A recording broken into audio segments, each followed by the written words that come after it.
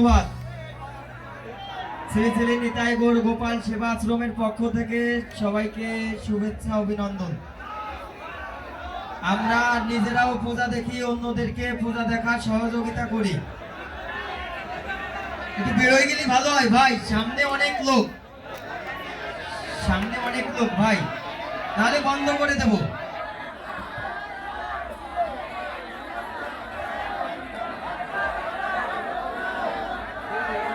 আমাদের